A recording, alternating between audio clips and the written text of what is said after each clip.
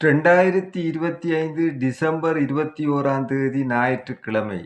இன்றைய வானிலையை பார்க்கின்ற போது, கிழக்கு, மத்திய மற்றும் ஊவா மாகாணங்களிலும், அத்துடன் பொலனறுவை மற்றும் ஹம்பாந்தோட்டை மாவட்டங்களிலும் இடைக்கிடையே மழை பெய்யக்கூடும்.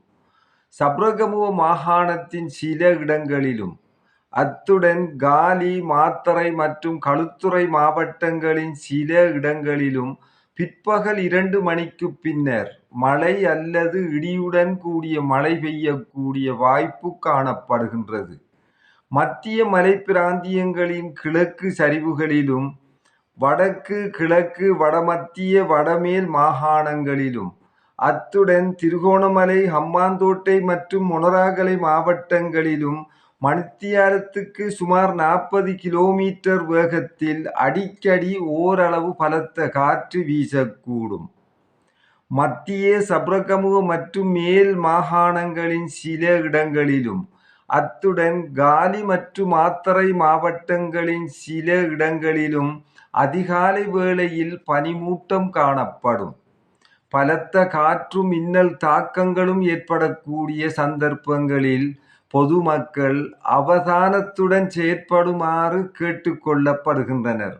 கடல் பிராந்தியங்களை பொறுத்தவரையில் மட்டக்களப்பு தொடக்கம் ஹம்பாந்தோட்டை, காலி ஊடாக கொழும்பு வரையான கரையோரத்துக்கு அப்பாலுள்ள கடல் பிராந்தியங்களின் பல இடங்களில் மழை பெய்யக்கூடும்.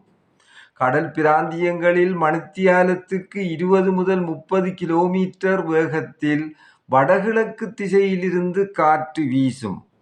கொழும்பு தொடக்கம் புத்தளம் ஊடாக மன்னார் வரையான, அத்துடன் மாத்தறை தொடக்கம் ஹம்பாந்தோட்டை ஊடாக மட்டக்களப்பு வரையான கடல் பிராந்தியங்களில் மணித்தியாலத்துக்கு 50 முதல் 55 கிலோமீட்டரிலும் கூடிய வேகத்தில் அடிக்கடி காற்று அதிகரித்து வீசக்கூடும்.